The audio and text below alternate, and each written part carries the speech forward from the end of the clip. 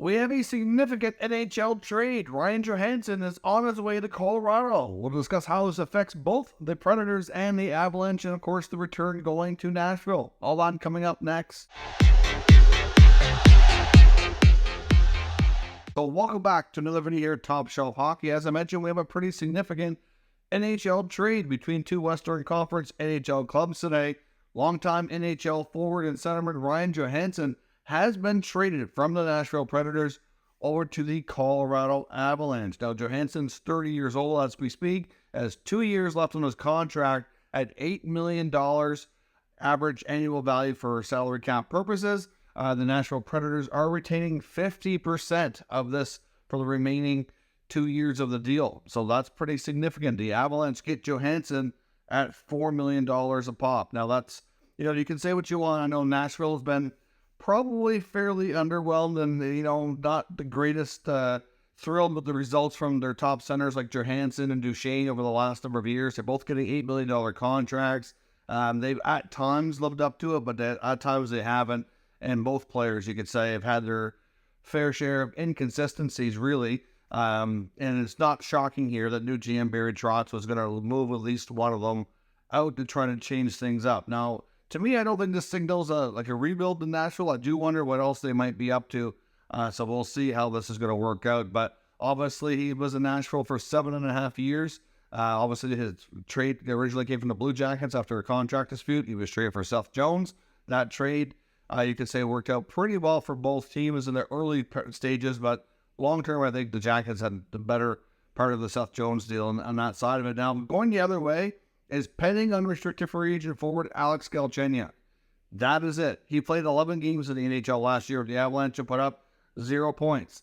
So essentially, the Avalanche, who have been looking for a number 2 center, really ever since they lost Nazem Kadri to free agency, they find their guy, and they get him basically for nothing. So this was just as good, if not better, than going into free agency. We know the free agent pool this year is not the deepest. We've seen much deeper in other years in the past. Obviously not a ton out there. They get him at $4 million for 2 years. Really? And you know what? Even if he turns out to be an average player like he's been, he's averaged probably about 55 points. He's had a few years where he's been closer to 65 points. At the end of the day, his services in a, smaller role with the Avalanche and a chance to play with some good players, to me, I think it's well worth the risk. They give up no first-round picks. They give up no top prospects. And at $4 million, this is a great trade. So to me, the Avalanche, I think you can say clearly win the trade because they get the better player in the deal. But you can't underestimate the value of salary cap space. This gives $4 million extra dollars to the Nashville Predators. They now have over $19 million in cap space. They have some flexibility here. Obviously, they have some young players that are, I think Barry Trotz is going to want to get more of a bigger role into the lineup this year. But I do think they're going to be looking for more of a retool here on the fly. We'll see what else they do. Maybe they do trigger more of a rebuild type approach, but I don't get that impression so far. I think we'll see them put this newfound cap space to use in other ways and see what else Barry Trotz as a new GM has up his sleeve. So let me know your thoughts on this trade for Nashville and for Colorado.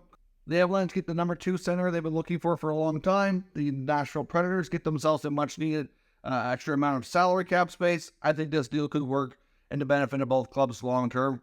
We will see. Let me know your thoughts on the deal down in the comments. We'll discuss further. If you're new to the channel, make sure you subscribe and stick around. We'll keep you up to date with all the latest news, rumors, and analysis of all 32 NHL teams. Thanks for watching, and I'll catch you next time.